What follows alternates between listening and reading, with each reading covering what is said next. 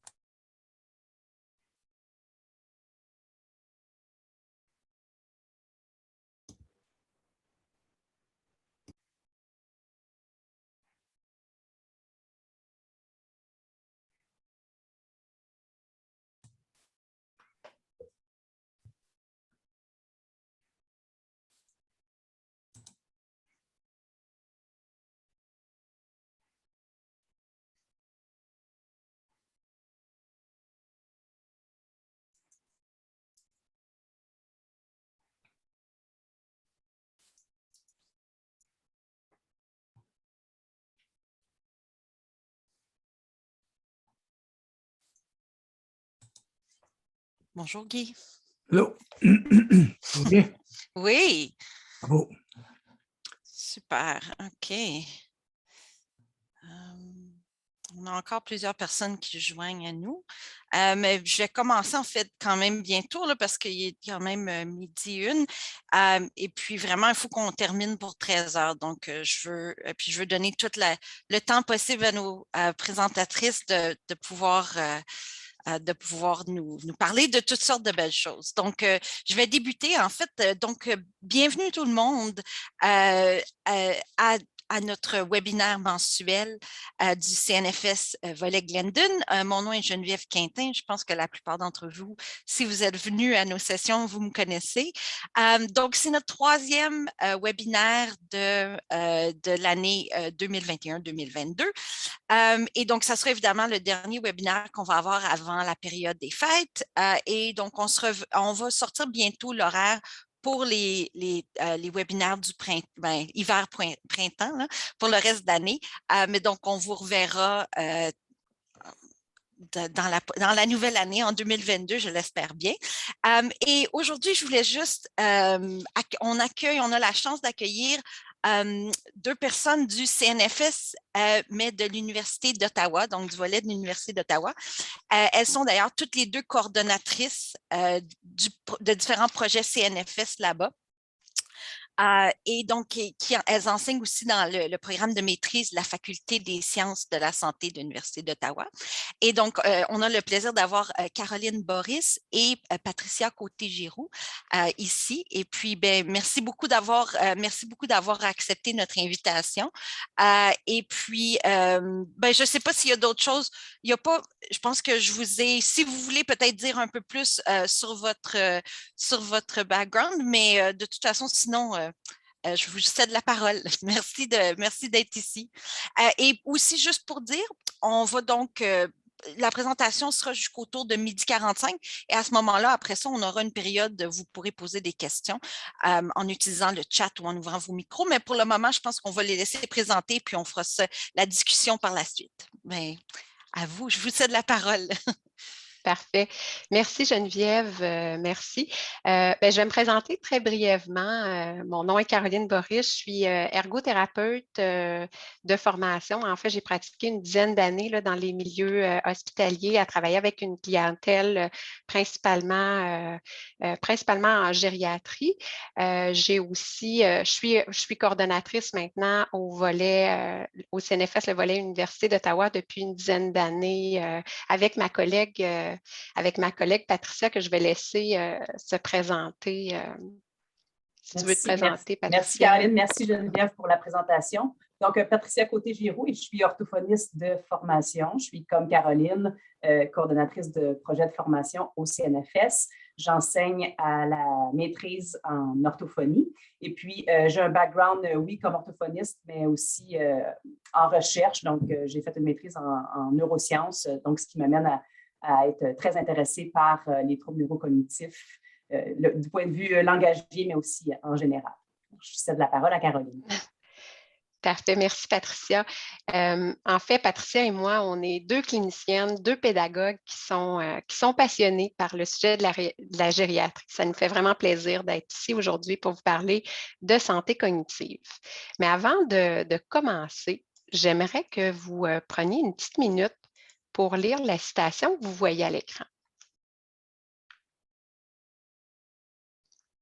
En fait, Dr. Hakim a bien raison quand il écrit ça. Hein. Puis peu importe notre âge, la plupart d'entre nous ont craint d'arriver à un âge avancé et de présenter des pertes cognitives. Puis ça, c'est des craintes qui sont fondées parce que si on regarde au Canada, il y a plus de 500 000 Canadiens âgés de 65 ans et plus qui présentent un trouble neurocognitif majeur, donc une démence qui a été diagnostiquée. Donc ça correspond là, à peu près à 7,1 % de la population âgée de plus de 65 ans au Canada. Donc c'est quand même considérable. Puis on sait qu'avec les pertes cognitives, évidemment, bien, il va y avoir éventuellement une source d'incapacité qui est importante, puis il va y avoir une perte d'autonomie qui va s'en suivre. Malheureusement, comme vous savez sans doute, les troubles neurocognitifs majeurs, bien, on ne peut pas guérir ça hein, parce que ça arrive après des décennies de perte de cellules cérébrales.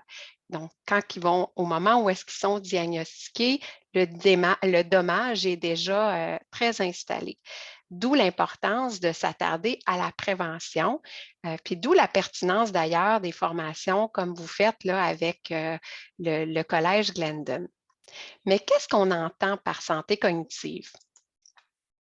En fait, la santé cognitive, on dit que ça fait référence à la capacité d'une personne d'exercer ses fonctions mentales. Puis là, quand on parle de fonction mentale ici, là, je fais référence à la capacité de retenir de l'information, à prendre des décisions, d'être attentif, tout ce qui est lié au langage, là, de comprendre, de parler. Donc, les fonctions qui sont nécessaires pour continuer d'effectuer les activités de la vie de manière autonome. Puis quand on parle de santé cognitive, bien, on fait souvent aussi référence à la réserve cognitive, excusez-moi. Donc, qu'est-ce que c'est la réserve cognitive? Je prends le temps de vous l'expliquer parce que tout le reste de la formation là, du webinaire d'aujourd'hui est bâti sur ces concepts théoriques-là. Donc, quand on parle de réserve cognitive, ça fait référence à la capacité du cerveau de compenser pour des atteintes cérébrales. Donc, quand il y a certaines cellules qui ne fonctionnent plus bien pour différentes raisons, bien, le cerveau va s'adapter de deux façons. La première façon, c'est en utilisant des neurones qu'on utilise tout au long de notre vie, des petits réseaux comme des petits chemins dans notre cerveau qui sont stimulés quand on fait des activités. Je vous donne un exemple d'activité, par exemple, quand je vais apprendre tout au long de ma vie. Apprendre, ça pourrait être aussi simple que de m'adapter à l'utilisation du cellulaire. On sait, dans les derniers 30 ans, là, le cellulaire, ça a énormément évolué, mais juste de se donner le défi de continuer à s'adapter puis à être capable de l'utiliser, c'est une manière qu'on va aller stimuler des réseaux neuronaux ou d'apprendre à réparer des trucs dans la maison aussi. Maintenant, c'est merveilleux, là, avec Internet, on trouve des tutoriels pour réparer à peu près tout dans la maison, mais quand je fais ça, je vais stimuler des réseaux neuronaux. Donc, ça, c'est une des façons que le cerveau va faire en utilisant les réseaux que j'ai déjà. L'autre manière, c'est en utilisant des nouveaux réseaux. Donc, des régions du cerveau qui ne servaient pas à faire ce que je veux faire, par exemple.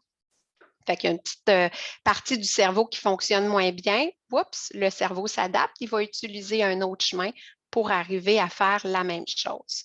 C'est le concept qu'on appelle la neuroplasticité. Puis pour aller stimuler de nouveaux réseaux-là, il faut mettre encore plus d'efforts. Donc, il faut vraiment qu'il y ait beaucoup de répétitions pour être capable de créer des nouveaux réseaux. Mais c'est possible. Puis souvent, ce qu'on dit aussi, c'est que non seulement il doit y avoir de la répétition, mais ça doit être quelque chose qui est porteuse de sens, qui est importante pour la personne pour que ça fonctionne. Je continue un petit peu avec mes principes théoriques, là, mais inquiétez-vous pas, là, on va tomber dans le, dans le plus concret très bientôt. Je vous parle aussi de la réserve, non pas cognitive, mais cette fois-ci de la réserve cérébrale. Ça, la réserve cérébrale, c'est la quantité de neurones que j'ai dans mon cerveau. Puis aussi, je parle de la grandeur, des formes, des structures que j'ai dans mon cerveau. Mais on sait quand on est avec une certaine réserve cérébrale, une certaine quantité de neurones, et au fur et à mesure que je vieillis, bien, je vais en perdre de ces neurones-là. Mais ce qu'on observe, puis ce que vous observez autour de vous, c'est que même si je perds des neurones, si on regarde nos enfants se développent, nos enfants y apprennent, ils vont chercher des diplômes scolaires, fait qu'ils réussissent à bien performer. Pourquoi? Parce qu'ils développent leur réserve cognitive. Donc, leur réserve cognitive, les petits réseaux là, qu'ils vont entretenir au fil des années, bien, leur réserve cognitive, elle augmente jusqu'à peu près l'âge de 25 ans. Après ça, ce qu'on observe, c'est que ça se stabilise et dépendamment de ce qu'on va faire, dépendamment des activités qu'on fait dans notre vie, bien là, à ce moment-là, ça peut augmenter par la suite. Donc, ce qu'on remarque, c'est que la réserve cérébrale va diminuer, mais la réserve cognitive va augmenter avec l'âge. Donc, je continue. Malheureusement, les pertes cérébrales avec les années, ce qu'on va remarquer, c'est qu'il va y avoir éventuellement des atteintes cognitives qui peuvent être perceptibles, qui sont liées avec le vieillissement. Donc, cette détérioration-là, c'est normal. Heureusement, le cerveau, il a la capacité de s'adapter à ces changements-là grâce à la réserve cognitive. Donc, même s'il y a des atteintes cognitives, il va y avoir possibilité de mettre en place des stratégies pour contrer ces atteintes-là. Donc, c'est un petit peu le but de la rencontre du webinaire aujourd'hui. Hein. Ce qu'on veut voir avec vous, c'est que on veut voir avec vous les éléments qui influencent la santé cognitive pour que vous soyez capable de cibler les principaux facteurs de risque associés au déclin cognitif et aussi de découvrir des stratégies, des petites interventions que vous pourriez faire en lien avec la santé physique, la santé mentale. Donc, aujourd'hui, on a un public, je pense que vous êtes des participants quand même variés. J'ai sans doute des professionnels de la santé qui sont, comme moi et Patricia, là, motivés par cette thématique-là, puis qui vont peut-être après le webinaire suggérer des interventions à leurs clients. C'est ce que je vous encourage à faire. Puis peut-être que certains d'entre vous sont aussi ici pour obtenir de l'information sur eux-mêmes. Donc, vous allez voir que l'information qu'on vous donne aujourd'hui, c'est applicable aux deux. Donc, vous pouvez le mettre en pratique pour vous, mais vous pouvez aussi le recommander à votre clientèle. Alors, on se lance dans le vif du sujet. Je vous parle d'abord des facteurs de risque non modifiables. Je ne vous en parlerai pas longtemps parce que, comme ça le dit, on ne peut pas rien faire. On ne peut pas agir sur ces facteurs-là. Ils sont déjà là. Donc, au niveau de l'âge, on le sait. Plus on vieillit, plus on est à risque. Donc, il faut être conscient de ça. Par rapport au sexe, bien, on sait que les femmes sont plus à risque que les hommes. Puis, les raisons, bien qu'on sache ça, les raisons ne sont pas claires. On ne comprend pas encore exactement pourquoi, parce que ça peut dépendre. Il y a des hypothèses, là, il y aurait différents facteurs qui pourraient expliquer ça, puis on n'ira pas là aujourd'hui. Et il y a aussi la génétique. Donc, on sait également qu'il existe des mutations, la présence de gènes ou de marqueurs biologiques qui sont associés aux troubles neurocognitifs. Mais aujourd'hui, Patricia et moi, on voulait vraiment se concentrer sur les facteurs de risque qui sont modifiables parce que, comme vous voyez à l'écran, la modification de 12 facteurs de risque pourrait prévenir ou retarder l'apparition de 40% des troubles neurocognitifs. Donc, on veut vraiment toutes mettre les chances de notre côté. Vous avez sans doute vu déjà cette citation-là. Moi, ça fait plusieurs fois que je la vois dans la dernière année. Ça a été publié là, dans un rapport récent de la commission du Lancet qui a vraiment une portée internationale et plusieurs l'ont repris. Donc, on va s'attarder aux facteurs de risque qui sont modifiables, puis vous allez voir, Patricia va vous en parler dans un instant. On s'attarde, Patricia a choisi de vous parler des facteurs de risque qui apparaissent à l'âge moyen et à l'âge avancé, parce qu'il existe aussi un facteur de risque modifiable au tout début de la vie, qui est le niveau d'éducation. On ne vous en parle pas encore aujourd'hui parce que ce n'est pas un facteur de risque sur lequel vous pouvez agir ou vous pouvez recommander des changements à votre clientèle. Donc, vous voyez les facteurs de risque, on vous les présente aujourd'hui selon les 4 catégories que vous voyez à l'écran. Et je vais te céder la parole, Patricia, si tu veux continuer avec les maladies vasculaires, cardiaques et cérébrales. Merci beaucoup, Caroline. Donc voilà, on commence d'abord avec les maladies vasculaires, cardiaques et cérébrales, comme Caroline vient de nous le dire. Je vais vous présenter en fait certains facteurs qui sont principaux, qui ont été rapportés dans la littérature comme ayant des liens plus directs avec le développement d'atteintes cognitives. Si tu peux aller à la prochaine diapositive, Caroline, s'il vous plaît. Donc, en fait, il y en a plusieurs, il y en a d'autres, mais celle-là, je vous présente ici les principales. Donc, d'abord, on va parler d'hypertension artérielle.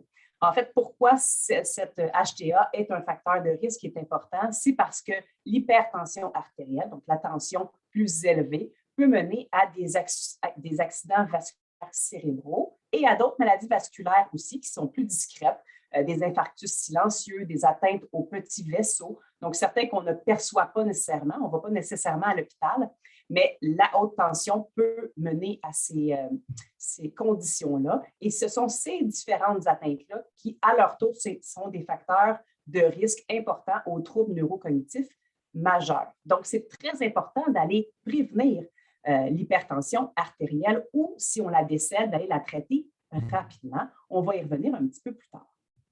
Maintenant, on présente aussi le diabète. Et ici, évidemment, il est question du diabète de type 2. Chez les patients avec des antécédents de diabète sévère, le risque de développer des démences est 2 fois plus élevé. Et on voit aussi chez les patients qui ont une démence, donc qui ont un trouble neurocognitif majeur, que le risque de développer du diabète est triplé. Donc, c'est un enchaînement en spirale, on voit, entre le diabète et la démence. On parle donc d'une très grande importance de prévenir le diabète chez la population qui a une démence ou non, dans la population en général aussi, mais aussi de faire un dépistage précoce des troubles neurocognitifs chez la population diabétique. Et évidemment, d'avoir un traitement qui est efficace pour mener à l'amélioration de la santé cognitive. Maintenant, je vous parle de l'hypercholestérolémie, donc un taux de cholestérol qui est plus élevé. Il serait relié en fait à la génération et à l'accumulation de certaines protéines qu'on retrouve dans la maladie d'Alzheimer quand on parle des plaques bêta-amyloïdes, donc qui est une des conditions qu'on retrouve dans la maladie d'Alzheimer. Donc, il y a des études, je ne rentre pas plus dans les détails dans la physiopathologie ou les détails vraiment au niveau du système là, par rapport au cholestérol, mais en fait, il y a des études qui associent le traitement de l'hypercholestérolémie à l'amélioration de la santé vasculaire et donc à la diminution des risques d'AVC.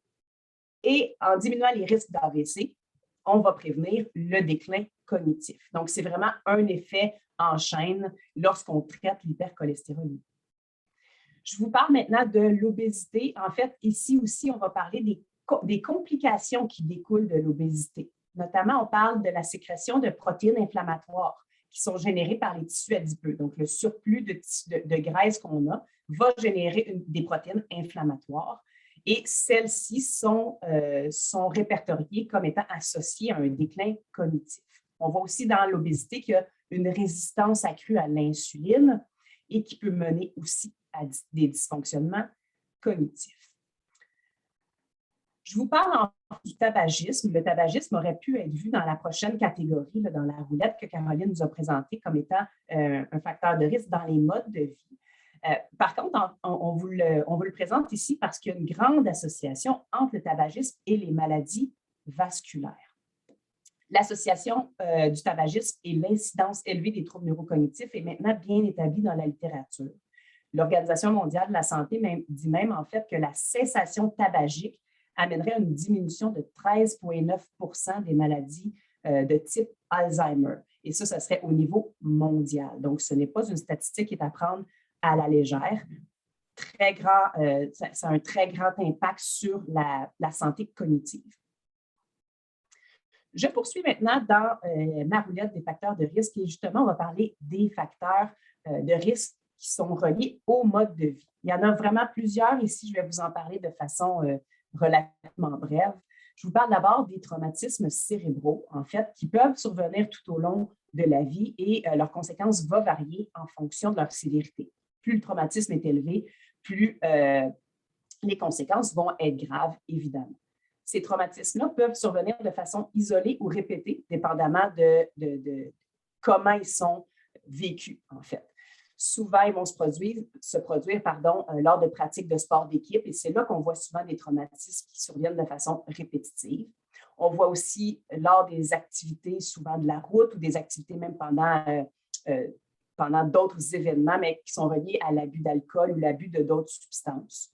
On voit aussi beaucoup de traumatismes au cours des services militaires. Donc, chez les vétérans, on a fait des liens entre les traumatismes au cerveau qui sont vécus et les risques plus élevés de troubles neurocognitifs majeurs. Et enfin, et non le moindre, en fait, on voit souvent des traumatismes cérébraux lorsque les personnes âgées ont des chutes. Et là, on voit qu'il y a un lien entre les chutes, les traumatismes au cerveau qui sont générés par les chutes et le déclin cognitif. C'est pour ça qu'on va beaucoup miser sur le risque de chute chez les personnes âgées aussi. Maintenant, pour ce qui est du stress, et on pourrait faire un webinaire sur chacun des facteurs de risque, je vous en parle vraiment brièvement. On va parler de 2 types de stress. Donc, le stress aigu. Le stress aigu, ça correspond à des stress qui sont générés par des événements vraiment particuliers dans notre vie qui peuvent arriver une fois ou plus, mais souvent, par exemple, il y a de la littérature qui montre des liens entre la perte d'un enfant en bas âge et le déclin cognitif qui est plus rapide plus tard dans la vie. Donc, lorsque moi, comme parent, je vis la perte d'un enfant, par exemple, en bas âge, je suis à risque de développer une démence plus tôt dans ma vie. Et maintenant, on parle aussi du stress chronique. Je n'ai pas besoin de vous dire qu'est-ce que le stress chronique parce que je pense qu'on en vit à peu près tous depuis les dernières années. Perception du stress, de vivre du stress sur une base quotidienne. Et ça a des répercussions au niveau cognitif parce que, en fait, le cortisol, qui est l'hormone du stress, une des hormones principales du stress, va faire en sorte qu'elle va augmenter les troubles de mémoire dans un premier cas et va aussi accélérer le rythme de déclin cognitif dans un deuxième cas. Contrairement à ce que plusieurs personnes pensent, les personnes âgées sont beaucoup plus vulnérables au stress que les adultes, hein, même s'ils n'ont pas des enfants en bas âge, même s'ils n'ont pas encore une profession qui leur demande de se lever du lundi au vendredi et d'accomplir toutes leurs tâches dans la fin de semaine. Leur cerveau, en fait, est beaucoup plus sensible aux hormones du stress et donc l'impact est très important chez les personnes âgées. Je vous parle maintenant des 3 prochains facteurs de risque de façon groupée. Je commence par l'inactivité physique. En fait, les études sont plutôt axées sur le rôle protecteur de l'activité physique sur la santé cognitive. On va y revenir lorsqu'on va parler de stratégie. Je vous parle aussi de la stimulation cognitive et la maintenance cognitive. Tout à l'heure, on en a parlé, le niveau d'éducation qui était plus élevé dans l'enfance et aussi tout au cours de la vie va réduire les risques de démence. Je veux apporter votre attention ici sur le fait que si vous avez été actif pendant une période de 30 à 64 ans, actif cognitivement, je veux dire, en effectuant certaines activités comme des voyages, l'apprentissage d'une langue seconde, exposé à la musique, à l'art, faire des sorties sociales, de l'activité physique aussi, la lecture, des apprentissages quelconques, aller à l'université du 3e âge ou des trucs comme ça. En fait, c'est associé au maintien de la cognition, évidemment, mais ça, indépendamment de votre niveau d'éducation dans l'enfance, indépendamment aussi de votre profession et des activités qui sont faites à la fin de la vie. Donc, si dans votre dernière décennie, par exemple, ou chez vos parents, par exemple, la dernière décennie de leur vie, ils n'ont pas été actifs, bien, ce qu'ils ont fait dans leur plus jeune âge, entre 30 et 64 ans, a un effet protecteur pour le futur. Donc, c'est à prendre en considération. L'isolement social aussi, en fait, c'est le rôle aussi protecteur ici du réseau social, donc le rôle protecteur d'avoir un contact avec des contacts sociaux qui seraient protecteurs pour l'amélioration de la réserve cognitive. Rapidement, pour les troubles du sommeil, en fait, on voit que ceux qui ont des troubles du sommeil, on voit une augmentation encore ici des protéines reliées à l'inflammation. Et puis, il y a une cascade qui s'ensuit et qui pourrait éventuellement mener à des maladies de type Alzheimer. Dans la présence de l'apnée du sommeil aussi, on voit ces conditions-là apparaître. De là, l'importance de prévenir les troubles de sommeil et de traiter aussi l'apnée du sommeil rapidement. Maintenant, pour ce qui est de la combinaison, pour ce qui est des deux derniers, je vais les traiter ensemble. Donc, la consommation d'alcool, en fait, c'est bien documenté que la consommation excessive d'alcool produit des atteintes cognitives. Et par contre, on ne rentre pas dans les détails de qu'est-ce que la consommation excessive. On connaît excusez-moi le terme, mais les guidelines, en fait, le guide là, pour la consommation qu'on devrait avoir par semaine, mais on dit qu'une consommation excessive peut mener à des atteintes cognitives. Et l'abus de substances, et ça va peut-être vous surprendre en fait, mais l'abus de substances comme le cannabis, la méthamphétamine, la consommation chronique d'opiacés ou de la méthadone, les informations sont insuffisantes pour établir un lien direct. On sait qu'il y a plusieurs liens qui peuvent être faits sur la santé cognitive, mais on n'a pas de lien direct qui peuvent nous dire la consommation de telle quantité ou à tel âge va nécessairement mener à de la démence ou à des troubles neurocognitifs majeurs. Donc, je poursuis et je vais parler rapidement de l'environnement physique, puisque la pollution atmosphérique est un facteur de risque qui est important, en fait. Pourquoi? C'est parce qu'à travers la pollution atmosphérique, va avoir des effets indirects sur nos fonctions cognitives, va contribuer au développement de certaines conditions, comme les maladies cardiaques ischémiques, des AVC, des conditions pulmonaires ou d'autres maladies chroniques qui, elles, vont nous mener à un déclin cognitif, peut nous mener à un déclin cognitif ultérieur. Et lorsque je parle d'exposition en milieu de travail, c'est surtout l'exposition au plomb qui entraîne à moyen ou à long terme une diminution de la performance cognitive. Donc, on amène les gens, oui, mais aussi les établissements et les ingénieurs qui prévoient le bâtiment et tout, de faire des inspections pour limiter l'exposition au plomb.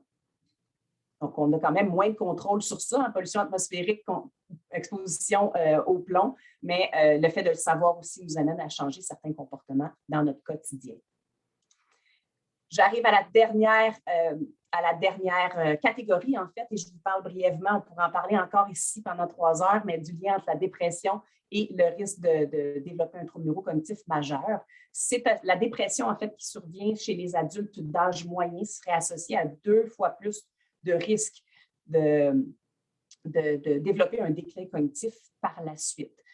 Plusieurs études existent dans la littérature. On parle aussi beaucoup de dépression traitée ou non traitée. Donc, les études n'en font pas tout le temps mention. C'est important d'aller voir est-ce que, si on lit, par exemple, des articles scientifiques, est-ce que les populations étudiées sont des populations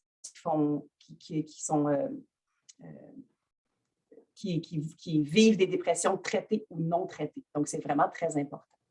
Maintenant, les atteintes visuelles, donc la diminution ou la perte d'acuité visuelle, c'est très fréquent chez les personnes âgées et c'est lié aussi avec la santé cognitive. Comment on le voit? C'est probablement en fait que c'est la diminution des activités sociales qui serait liée. En fait, moins on voit bien, moins on a le goût d'aller voir des gens, plus on s'isole.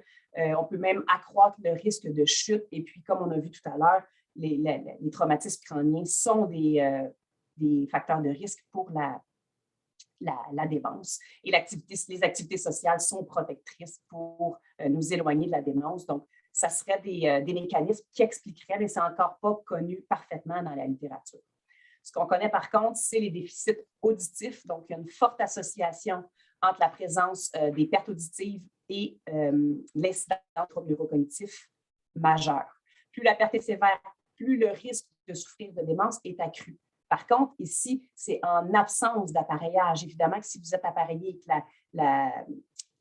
l'acuité auditive est rétablie au meilleur qu'on peut, on repousse ces statistiques-là.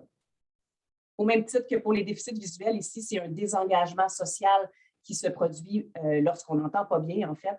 Et notre cerveau va être amené à vraiment compenser pour essayer de comprendre quand on est dans le bruit ou quand on est avec des gens. Donc, ce sont ces conditions-là qui accéléreraient l'atrophie cérébrale et qui pourraient mener à la démence.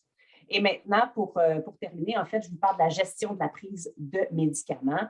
Évidemment, quand on avance en âge, on peut faire face à plusieurs maladies chroniques qui demandent de prendre plusieurs sortes de médicaments, plusieurs traitements pharmacologiques. D'un autre côté, le vieillissement va s'accompagner de changements physiologiques qui rendent les personnes âgées plus ou moins vulnérables aux effets désirés ou surtout non désirés.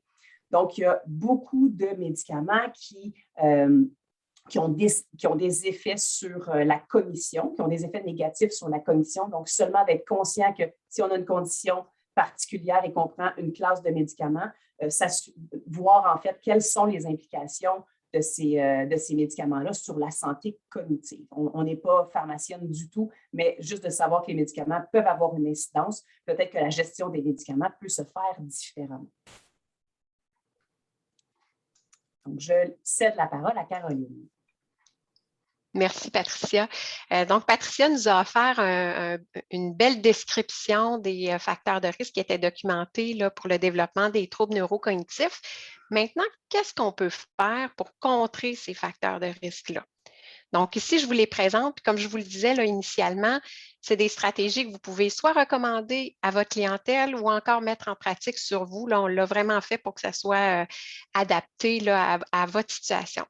Fait que la première chose, Patricia, tantôt, elle nous a parlé des risques d'une pression artérielle élevée. Donc, ça va être très important de faire un suivi de sa pression artérielle. Puis, s'il n'y a jamais de suivi étroit qui a été effectué, bien, on va commencer par le faire plus fréquemment. Donc, on peut mesurer sa tension artérielle avec un tensiomètre. Là, vous voyez l'appareil sur l'image. Puis, on devrait le faire à différents temps. On devrait le faire souvent au début, puis à différents temps de la journée, le matin, le midi, le soir, à différents temps de la semaine aussi. Pas juste tenir compte de la valeur que vous avez eue quand vous êtes allé chez le médecin, par exemple, ou quand la personne s'est présentée à votre clinique, parce que vous avez sans doute déjà entendu là, le syndrome du sarrau blanc. Hein. Il y en a que leur pression artérielle augmente juste par le fait qu'ils vont consulter un professionnel de la santé. Fait qu'en ayant documenté, puis vous pouvez le noter pour pouvoir le montrer à un professionnel de la santé, bien, ça va être plus facile de voir bien, est-ce qu'il y a lieu d'intervenir ou non. Puis pour intervenir, on veut que la pression artérielle se situe en bas de 130 sur 85. En fait, la tension artérielle idéale, elle est généralement, vous avez sans doute déjà entendu ces chiffres-là, mais elle est autour de 120 sur 80. Donc, on veut qu'elle soit en bas de 130 idéalement. Si la pression, elle est régulièrement en haut de 130, bien évidemment, on devrait consulter un médecin puis voir bien, est-ce qu'il y a une possibilité de prescrire des antihypertenseurs ou d'aller investiguer là, pour les causes d'hypertension. On pourrait investiguer aussi si la tension artérielle, elle est très, très basse. Des tensions artérielles en bas de 100 sur 60, c'est aussi inquiétant parce qu'il y a un petit peu le même phénomène qui va se produire, c'est qu'il y a des régions qui pourraient avoir un flot de sanguin qui n'est pas assez élevé, puis rendre difficile là, le nettoyage puis l'évacuation des protéines toxiques. Un peu le même effet que quand on a des vaisseaux sanguins qui sont endommagés. Donc, le message clé ici, c'est qu'on la prend souvent, puis on garde sa pression artérielle en bas de 130 sur 85. Puis si la tension artérielle est stable, on peut commencer à la prendre moins souvent, voire même 2 fois semaine, puis après ça, 1 fois semaine pour s'assurer que tout est correct. Donc, je continue. Une autre suggestion, c'est de se lancer des défis cognitifs, qui est une stratégie, puis en fait, celle-là, là, je mettrais des étoiles à côté de celle-ci. C'est une stratégie très importante Puis en fait, je pense que je vais vous dire ça pour plusieurs des stratégies qu'on va vous parler. Mais de se lancer des défis cognitifs, je vous en ai parlé dès le début de la séance. Hein. Ça nous permet vraiment d'entretenir nos réseaux neuronaux, continuer d'apprendre. Tellement important. On vous a donné plusieurs exemples, moi et Patricia, mais à ceux qu'on vous a donnés, je pourrais rajouter même la rédaction de lettres, pas des textos, parce que les textos, on est un petit peu plus expéditif, puis souvent, on ne prend pas le temps d'organiser nos pensées avant d'envoyer des textos sur notre cellulaire. Mais on pourrait aussi se lancer un défi cognitif en retenant les dates de naissance, en apprenant on fait un exercice de voir, ben, quels sont les endroits dans le monde que j'ai visités, puis là, on les apprend, puis on apprend certains faits intéressants sur chacun de ces voyages-là. Donc, ça peut aussi être intéressant dans des contextes sociaux. On peut aussi prendre l'habitude de faire un calcul mental avant de sortir sa calculatrice. On essaye d'abord, puis après ça, on vérifie. Donc, c'est toutes des petites habitudes qu'on peut faire qui nous stimulent à stimuler ces réseaux-là, finalement. Jouer à des jeux. Ça aussi, ça va solliciter des réseaux neuronaux dans votre cerveau. Vous avez l'image du jeu d'échecs sur la diapo, mais ça peut être d'autres jeux de table aussi. Ça peut même être des jeux vidéo.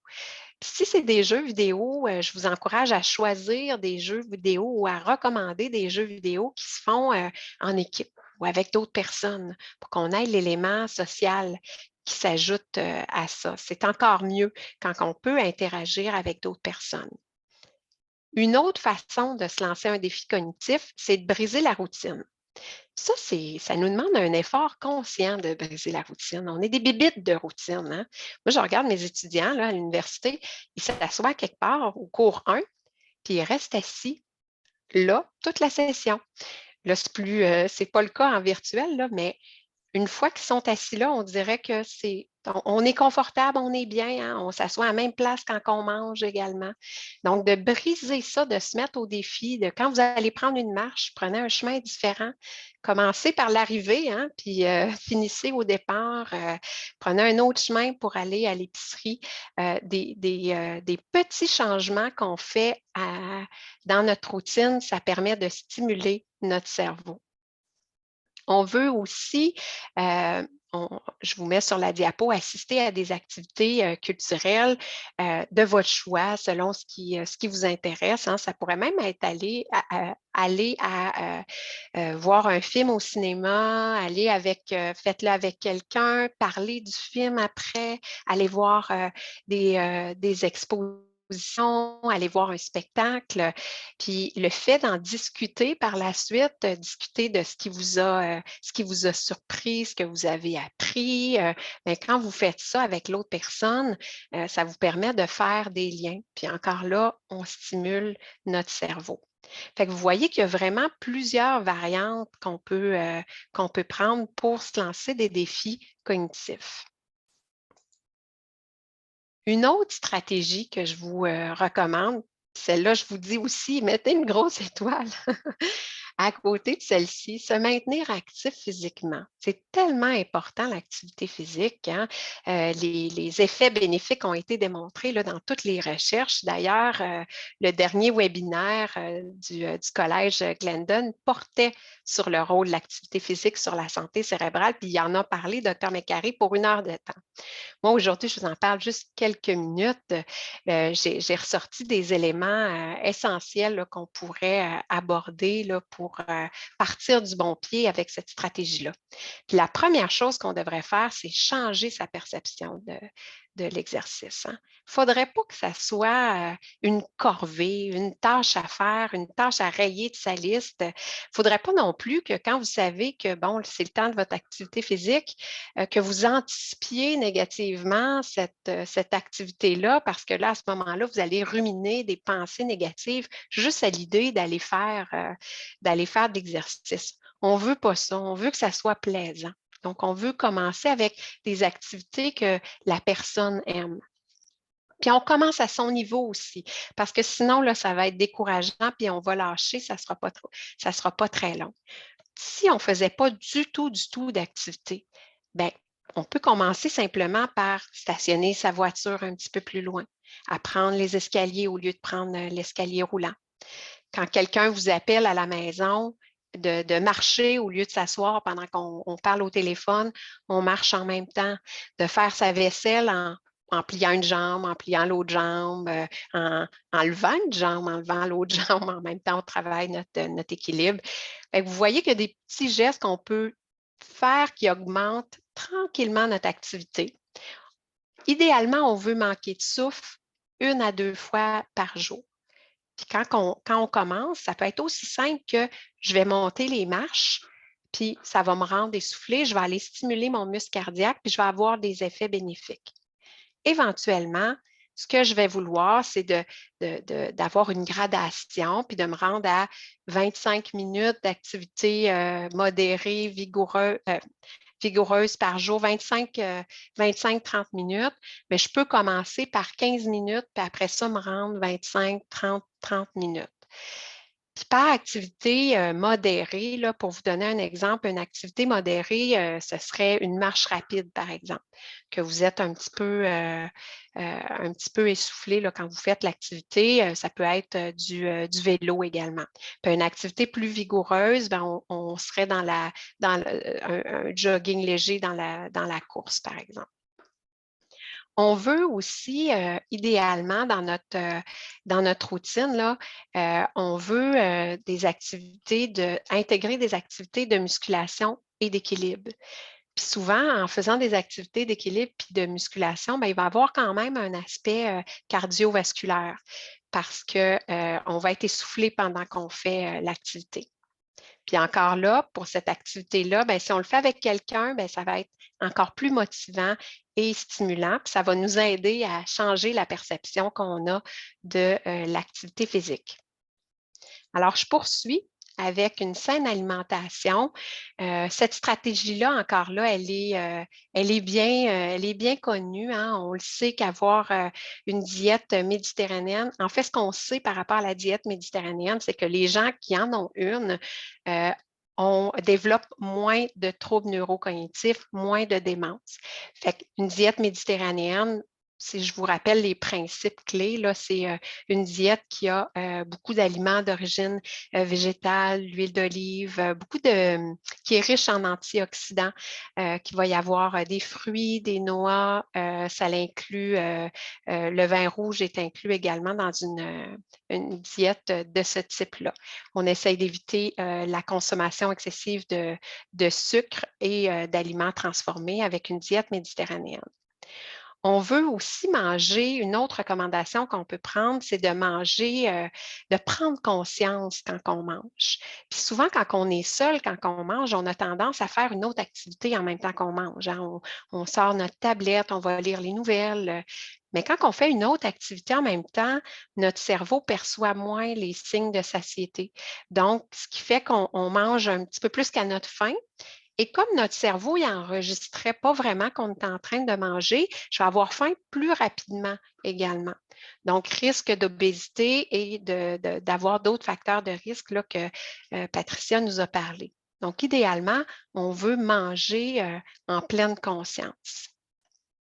Et je passe à la dernière stratégie que j'ai à vous recommander avant de céder la parole à ma collègue Patricia, c'est d'être actif socialement. Puis ici, je passe rapidement parce que je vous en ai parlé. À chaque fois que je vous parlais des autres stratégies, je vous disais, faites-le avec quelqu'un, c'est encore mieux. Mais je vous le répète ici parce que c'est tellement important. Mettez une petite étoile à côté de celle-là.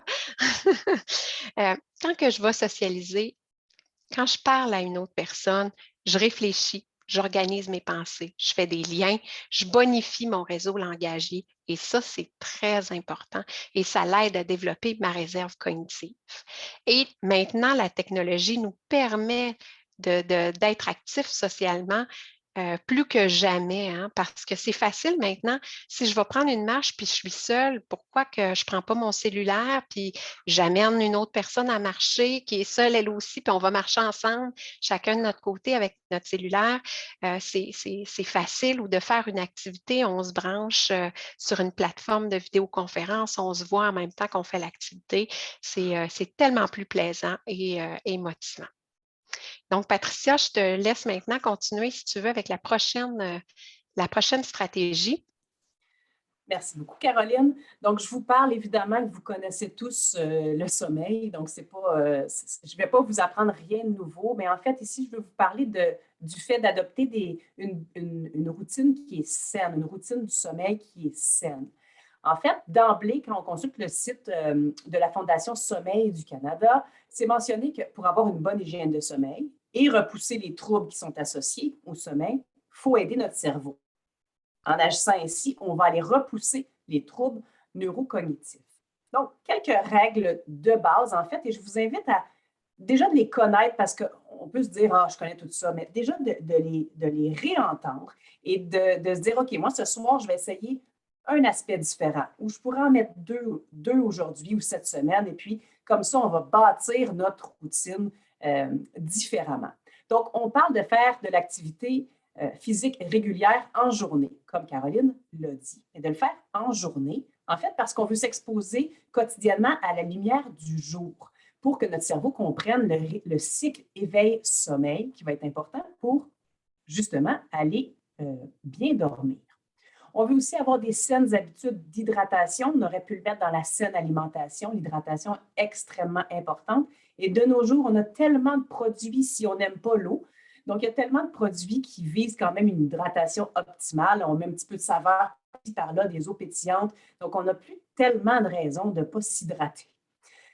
On va parler de prendre des repas caloriques, mais légers en fin de journée, qui seront faciles à digérer. On le sait que si on s'en va au lit le ventre plein, ce n'est pas l'idéal. On évite de ce fait la caféine, l'alcool, le tabac en fin de journée. On parle d'éviter nos activités psychostimulantes au lit parce qu'on veut pas, on va éviter de prendre notre téléphone, notre tablette, regarder la télévision.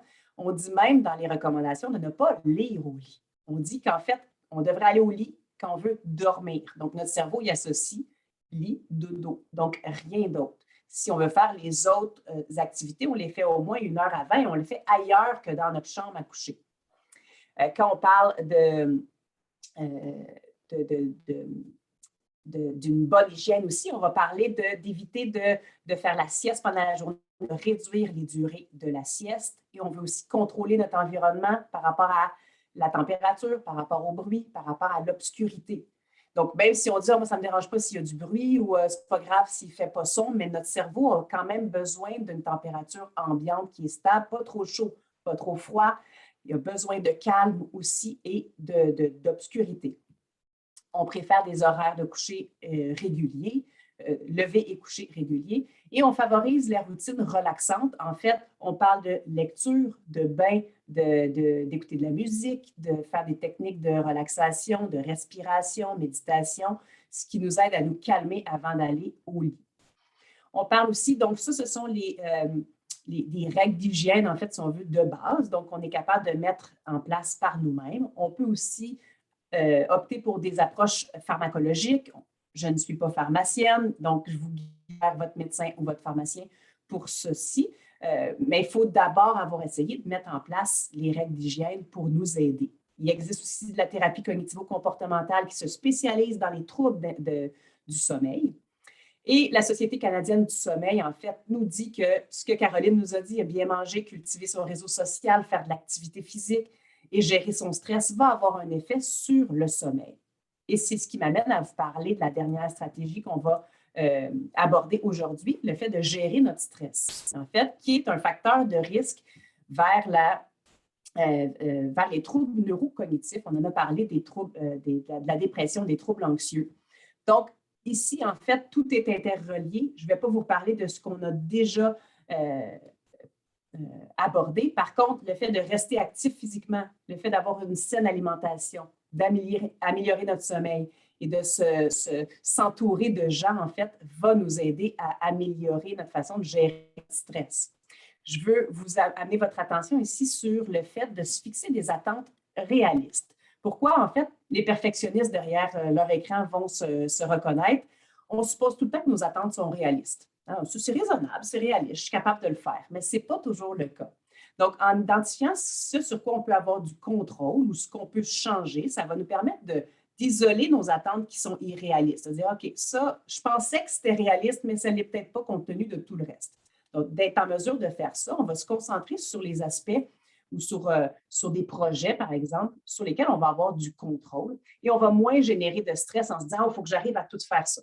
Donc, c'est vraiment déjà de se fixer des attentes qui sont plus réalistes. Je vous parle de faire du yoga ici, même si j'en entends déjà dire « Ah, moi, le yoga, ce n'est pas pour moi ». De nos jours, il y a énormément de sortes de yoga, donc on ne peut plus dire « Ah, moi, m'asseoir sur un tapis puis relaxer ou respirer, c'est trop long pour moi, j'aime ça ».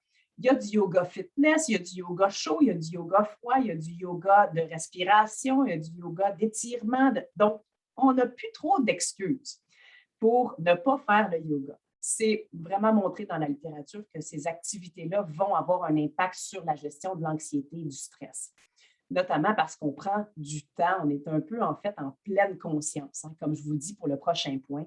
On est dans le moment présent. Caroline en a parlé, la pleine conscience, même pendant qu'on mange, on se synchronise sur nos sensations, sur nos émotions. Donc, qu'est-ce qu'on fait quand on est en pleine conscience? On accueille nos pensées, nos sensations, sans jugement, sans attachement, sans réaction.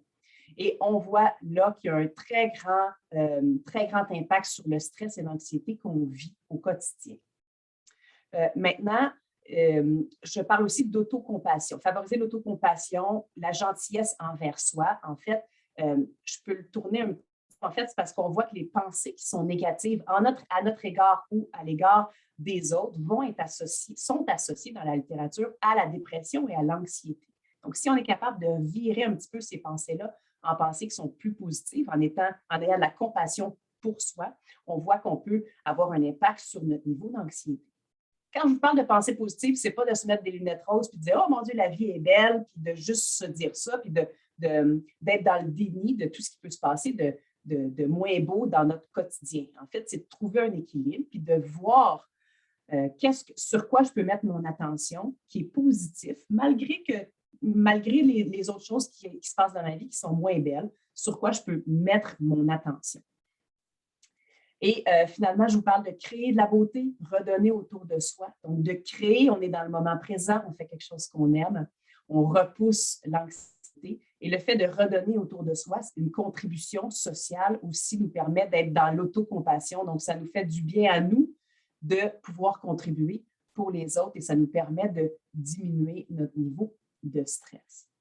Donc, ce sont les stratégies dont on voulait vous parler aujourd'hui. Il y en a d'autres, mais on voulait vraiment mettre notre attention sur celle-là. Caroline, si tu veux changer la diapo, merci beaucoup.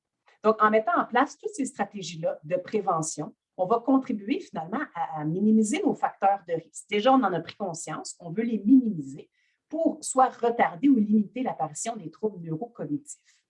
Ces stratégies-là que vous voyez pèsent plus lourd maintenant dans la balance et vont avoir un impact sur votre santé physique, sur votre santé mentale et vont pouvoir augmenter votre réserve cognitive. Je dis votre, mais c'est comme Caroline le disait, votre santé cognitive ou celle de votre entourage ou de votre clientèle ou vos patients.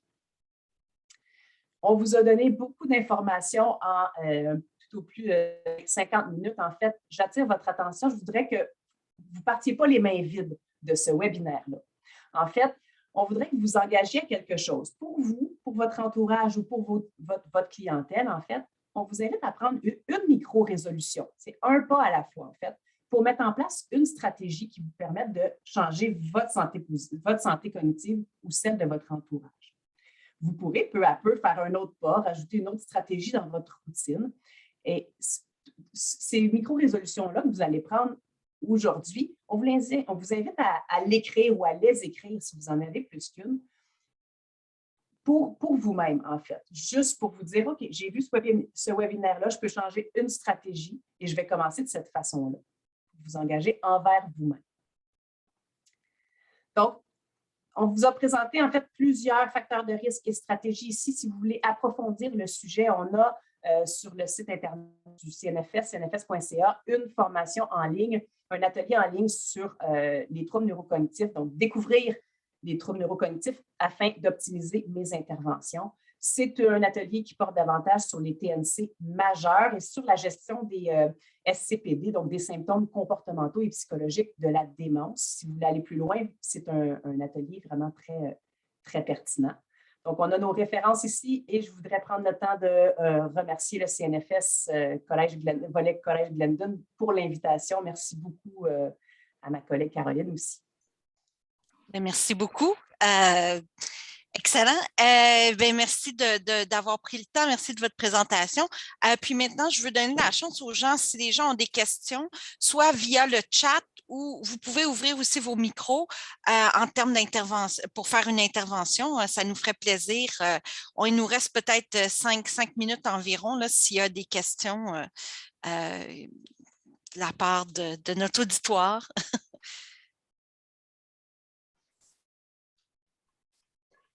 Un gros merci aux deux personnes qui ont présenté, c'était excellent.